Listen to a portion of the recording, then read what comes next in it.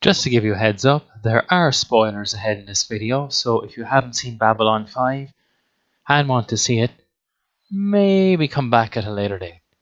But if you don't mind spoilers or have seen Babylon 5, check it out. You know how crazy this sounds? Are you nuts? Greetings, welcome to my channel, Mountains of Elysium.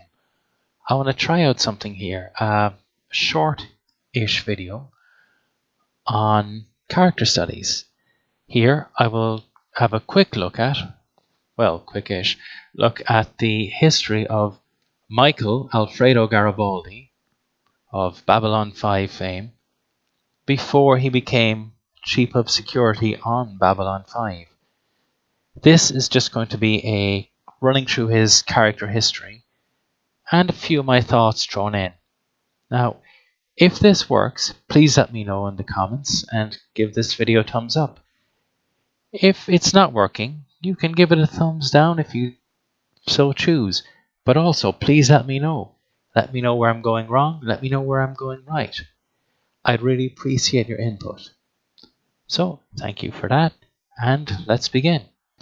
Son of Earth Force Marine veteran Alfredo Garibaldi, veteran of the Dilgar War, and later security officer, Michael Garibaldi was born on February 2nd, 2021 in New York City, Earth.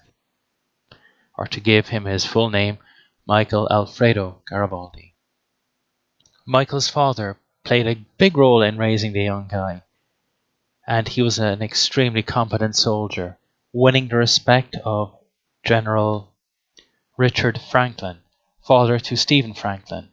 And if you watch the episode Gropos, you'll know the elder Franklin is a bit of an asshole, extremely difficult to please. So winning his respect was quite an achievement. Sir, this is Commander Ivanova, my second. Mr. Garibaldi, Chief of Security. I had an Alfredo Garibaldi under my command during the Dilgar invasion. Excellent soldier. That was my dad. So much for genetics. During Michael's younger years, on Sundays, his dad would cook up dinner for up to 20, 30 guests at a time. He said he loved cooking, and some people would come just to be fed. He didn't care. He fed all comers. And on his birthday, he used to cook Michael banya cauda. Because as Michael said, his dad didn't really say, "I love you," but that was his way of telling him. It's for my birthday. All right, it's your birthday. So what? So, my father always made banya cauda for me on my birthday. Well, Pop was a great cook, and banya was his specialty. And when he used to cook it, I mean, the smell. Oh, man, the smell would fill the whole place. It's funny, you know, when I watched him cook, I knew he was doing it because he loved me. I just could never say it. And so he did that instead. It's been gone a long time. So now I make it myself once a year. Honoring him, you know, it's the only part of him I got left. Well, in that case, why don't you make enough for two? Yeah? Ooh. Yeah. Trust me, Doc. You are gonna love this. I can feel my arteries hardening just being in the same room with it. All right. Well, that's good. Mm-hmm. Told you. That is very good. Around about the time of the Dilgar War in 2230, when Michael was about 9 years old, the Garibaldi family moved to Mars. This is where Michael's father returned to after the war, worked as a cop until the age of 75 when he passed from Torg syndrome. According to the Babylon Wiki, Torg syndrome was a degenerative neural disease suffered mostly by elderly humans. Garibaldi was very proud of his father, mentioning that he was still hauling in criminals at 75 when he died. But Michael's time on Mars was not happy. He retained very few fond memories of Mars. Now, this is probably due to the fact that there is a very noticeable animosity between Earthborn and Mars. There has been rebellions on Mars, food riots, Earth corporations bleed the planet dry. There is a bias against Martian-born, and the fact that Michael's father was a cop hauling in native Martians would not have endeared him to his peers. Though Michael was probably oblivious to this reason, years later he described that time as crazy, innocent, and optimistic as hell. Then, at the age of 20, in 2241, Michael followed his father into Earth Force security, where he took up a job working at the ice mining station on Europa, which was not a good place for him. It was corrupt, violent, dangerous, and he was one of the few who cared. Maybe the only one who cared. This isn't about Tagul. Tell me what happened. 17 years ago, I was working security for the ice mining operation on Europa. A real cesspool. Murders, theft, dust peddling, you name it. Half the command staff was on the take and the other half didn't give a damn. Except for me.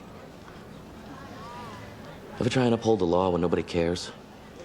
After a few weeks, I started drinking hard just to get through the night. Soon after, though, Michael made friends with a Frank Kemmer, a shuttle pilot on the Jovian moon run, who took him into his family and basically treated him like a brother. Frank's daughter, Liana, even calling him Uncle Mike. This helped stabilize the young Garibaldi, and he got off the drink and really started making inroads into the crime and corruption on Europa. Unfortunately, this did not end well when the criminals, not coming at Garibaldi directly, killed Frank by rigging his shuttle pad and blowing him to pieces. Garibaldi was blamed for this as being negligent. Now, from what I'm guessing and from what is said, Garibaldi probably was not to blame, but Garibaldi is a perfectionist, and he took it really bad. He told Frank's family what happened, and then crawled into a bottle and took a long time to pull himself back together. Mike lost his job and drifted from one security job to another, broken up by periods of drinking.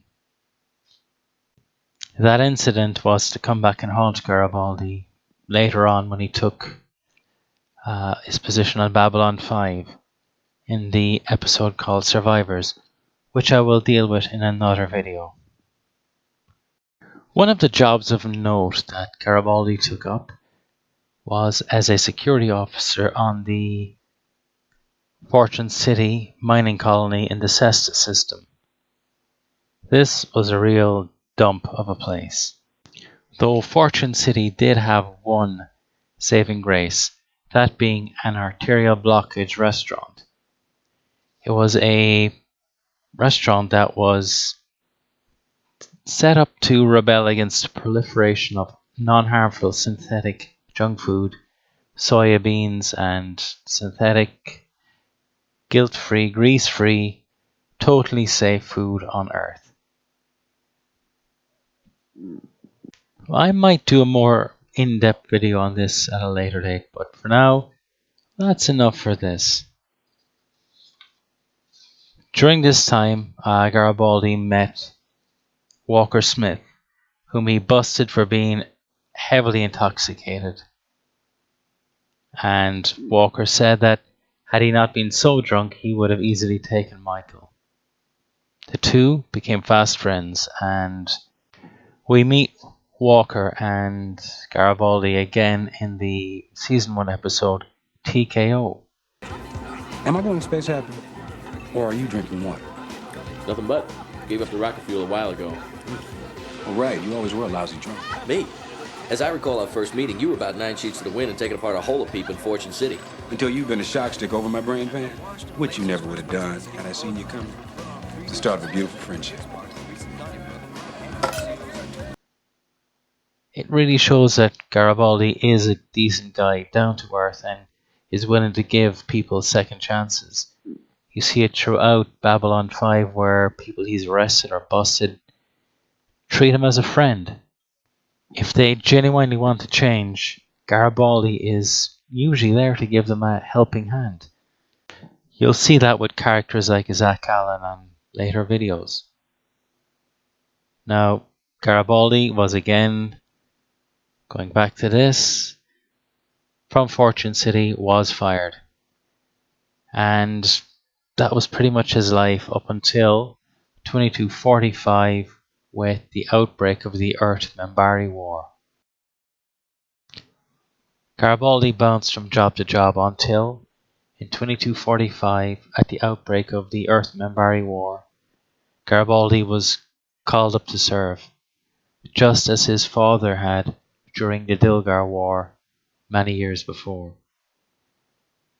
Garibaldi served mostly planetside, but served in places that he said made Europa look like a Disney planet.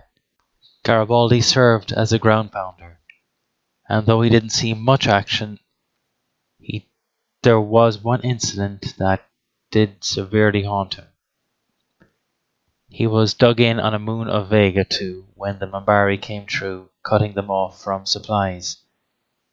It was weeks before they were rescued, and most of his outfit didn't make it. This and other events were to haunt Garibaldi for many years. He had recurring nightmares about this horrific point in his life.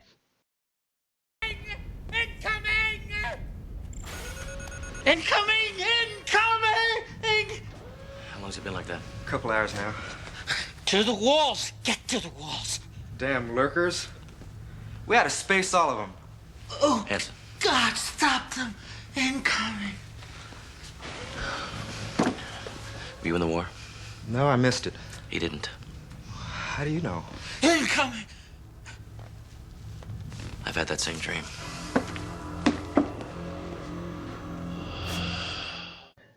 After the Vega 2 incident, Garibaldi was reassigned along with his unit to the Sol system, to Mars in particular, where he was to help bolster the defenses of the Sol system in preparation for the inevitable Membari invasion. It was during this time that he first met Lise Hampton. Now, Lise is to come in and out of Garibaldi's story many times, but for now I'll just mention that this is where they first met and first became friends. For the next few years, Garibaldi bounced around to different jobs, taking various security positions in the Mars colony and Orion 4. And he also worked as a freelance shuttle pilot in Sirius around the year 2253 for a couple of years, I think. I wasn't sure, I haven't been able to check the exact number of years he worked as a shuttle pilot, but it was during this time that he first met Jeffrey Sinclair, who was to become one of his closest and best friends. Sinclair even asking him to be best man at his wedding. Now, their friendship did not exactly get off to the best start. Garibaldi was off the wagon, and let's just say the first impression he gave Jeffrey Sinclair wasn't exactly the best. Being shit-faced drunk will not exactly win you any friends in higher echelons. Sinclair didn't tell Garibaldi what this mission was for, and they searched for several days, But on day 5, something happened, and the ship lost all power and crashed. Now, it's later proved that it was nothing to do with Garibaldi's piloting skills or him being drunk. It was due to the shadow vessel being excavated by IPX. And it was during the trek back to civilization and incidents that happened after that Sinclair and Garibaldi became firm friends. What's your involvement in all this? I was piloting a shuttle on Mars around the same time. We went down. 2 of us had to get back to civilization on our own. I saw part of what she just described. When I went back to check it out, it was all gone. Oh, except for this. Following this incident, he returned to working for Earth Force Security on Mars, rekindled his friendship, and became something more with Lise Hampton. And things stabilized for Michael, though he still struggled with the bottle, I believe. Then, in 2256, he was asked by his friend Jeffrey Sinclair to become head of security on Babylon 5. And this was the opportunity of a lifetime for Garibaldi. Unfortunately, Lise did not share that dream. This led to rows, accusations, the usual, and led to a massive fight where they both said things they were later to regret, and their relationship ended for a time. So this is it. You're just gonna leave. Please. I don't understand you, Michael. We've got a good life here. We've got history. You've met this Sinclair character twice, and now you're off to Babylon 5, just like that. Doesn't what we have mean anything to you? Please, my God. What are you doing here? I don't know. I'm starting to wonder the same thing myself. You think you've got something to prove, that somehow maybe taking this job will mean the last 5 years didn't happen. But I'm part of those years, Michael. And I will not go to Babylon 5 with you. It's gotta be one or the other. When you make up your mind, you know where to find me. Oh, Lise, wait, no. You gotta listen to me. Please, don't leave me again. We can work this out. Well, that clip ended abruptly, but that was a clip from the episode Babylon Squared, where Garibaldi witnessed his past through a flashback. Now, obviously, as Garibaldi is Chief of Security on Babylon 5, he took up the position. And there I'll end the history of Michael Garibaldi before B5. Now, in later videos, I hope to go into greater depth in many of these incidents, fleshing them out, especially the Earth-Membari War, and perhaps Garibaldi's role in it, as I dig a little deeper with research, find out more information, and put together maybe more competent videos. I want to thank you for sticking around and listening to this, what I thought would be a very short 10, maybe 5 to 10 minute video, and it's heading on 20 minutes. If you've stuck it out, I thank you so much. If you like this, please give it a thumbs up. If you didn't, give it a thumbs down. But do let me know why in the comments. I'd really appreciate it if you'd subscribe to the channel and share this with your friends. I do apologize if the audio has been a little off. I have an old microphone. It's several years old at this stage. It wasn't good to begin with, but hopefully, if I'm really good, I have asked Santa for a much better microphone, and hopefully videos in the future will be of much better quality, sound-wise anyway, and I'm hoping content and editorial-wise. I've been trying to come up with a number of sign-offs, sign-ons for this channel, and in honor of Dorothy Catherine D.C. Fontana, famous for writing Star Trek, but also wrote several episodes of Babylon 5. I'll leave you with a quote from one of the episodes she wrote.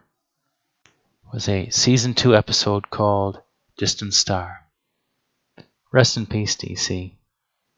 And to all of those who've listened to this, thank you. Thank you for listening. An old friend of mine once quoted me a ancient Egyptian blessing. God be between you and harm in all the empty places where you must walk.